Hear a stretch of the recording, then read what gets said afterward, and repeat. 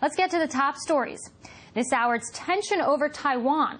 In the wake of U.S. President Obama's multi-billion-dollar arms sale to the island, China is now crying foul, threatening to impose sanctions on certain U.S. companies involved with the sale.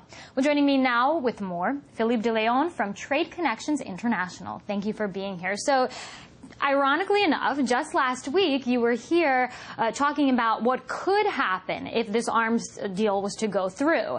And now we see that it really is happening. And for the first time in China-U.S. history, or the history of its relations, China is actually threatening to impose sanctions against U.S. companies that are supplying Taiwan with arms. Is this a sign of a major shift in relations between the two countries, especially if we consider there's already so much tension mounting? You know, I think it's part of a cycle. It's like the 5 elements or the 5 stages in Chinese philosophy. And here we have a stage where there is calmness, and then we have an issue, then we have a dispute, then we have threat, and then we have a solution. So we've had an issue, you know, like Google's, for instance, and etc. It sounds like a plot to a major drama, right? Rising action, falling action. It's a cycle of life, and it comes back as a regular thing with Western countries. But I think one of the big issues that we don't think about is that the U.S. has been trying to get China to endorse sanctions against Iran. You know, the U.S. considering that it is very important for U.S. security, and China has been like, we won't touch this. And now the U.S. is thinking, well, this was important to us. You didn't do anything. We're going to do sales to Taiwan, and we won't care too much about how you care about this. And here we are. Well, experts say that this sort of all comes at a time when there's a dire economic situation in the U.S. In the meantime, China's prospects are looking brighter and brighter. So is this a signal that China's power is growing and growing, that it's China now who's saying, hey, we're going to impose sanctions on these countries? So I can't help but ask, have the tables turned here? Well, nothing is done yet. As I told you, we're like at stage 4 where there are threats, and we'll see where things happen. It doesn't look good in Asian culture to fight, and, you try to find do negotiation to have a peaceful and mutually agreeable solution. So we'll see what happens.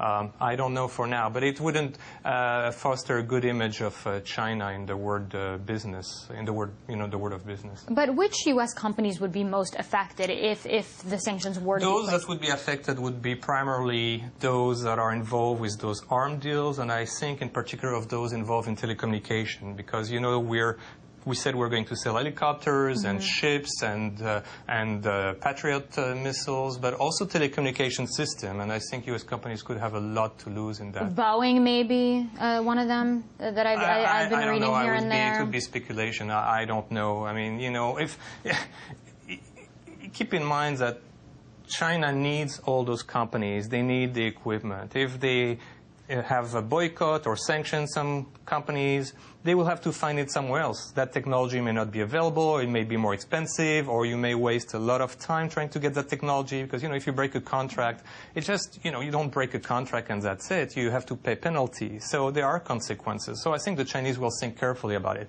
But now it's the time where you raise your voice and see who's going to step away first. So you're saying it could potentially be all talk, but if the conflict does deepen, what next steps will the United States take? Is it going to be sanctions against sanctions? Is there going to be some kind of military buildup in China? What do you think? No, I don't think there will be a military buildup. I just think that, it has to stop after a point.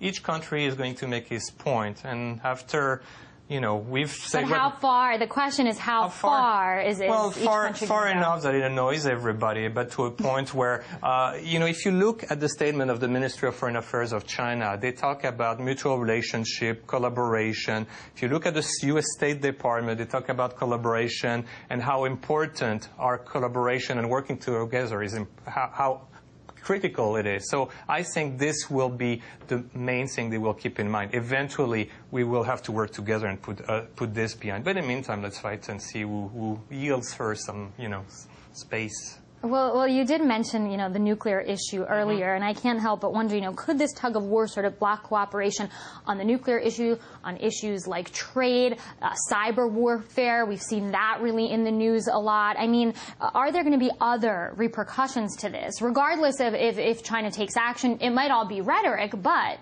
you know, the United States is also sort of looking at this, and China's looking at this, and all these, as you say, threats.